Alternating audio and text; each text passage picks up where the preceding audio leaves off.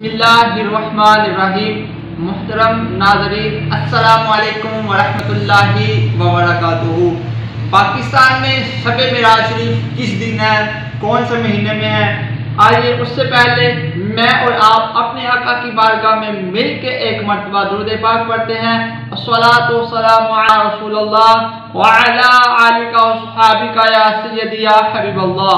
अस्सलातु वस्सलामु अलैका या नबी अल्लाह व अला आलिका व सहाबिका या नूर अल्लाह।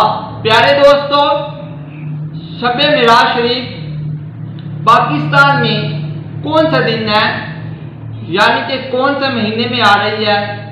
11 मार्च 2021 बरोज जुमेरात। ये अंग्रेजी माह है, तो जो इस्लामी माह है वो 27 रजब, यानी कि इस्लामी माह का 7वां महीना रजब शरीफ का होता है।